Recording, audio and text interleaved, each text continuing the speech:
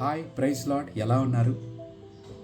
బైబిల్లోని ఇశ్రాయేలీయుల ప్రజలు బానిసత్వంలో ఉన్నప్పుడు వారు ఎంతో శ్రమల గుండా వేదన గుండా వెళ్ళినప్పుడు దేవుని యొక్క గొప్పతనాన్ని విలువని వారు తెలుసుకొని ఆయన సన్నిధిలో మోకరించి కన్నీరు కార్చి వాళ్ళ హృదయాలను మార్చుకోవడానికి ఇష్టపడ్డారు.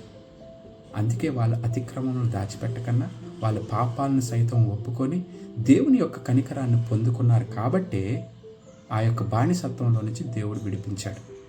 విడిపించిన తర్వాత వాళ్ళు వాగ్దాన దేశానికి ఎందుకు వెళ్ళలేదు? వాళ్ళు ఆత్మీయంగా నడిపించబడుతున్నారు, ఆత్మీయమైన కార్యాలు చూస్తున్నారు తప్ప ఎవరు కూడా ఆత్మతో నింపబడలేదు.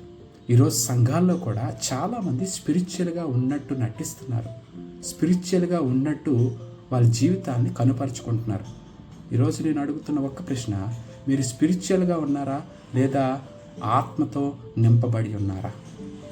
ఈరోజు మీరు స్పిరిట్ ఫిల్డ్ పర్సన్ అయితే దేవుడు మీ జీవితాల్లో అన్ని రంగాల్లో అభివృద్ధిని చూపిస్తాడు.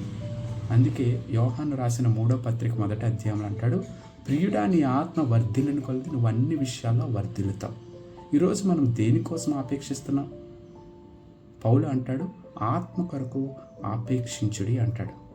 ఈరోజు మన జీవితంలో are you spiritual person or spirit-filled person? You just think and reconcile with God again. God bless you.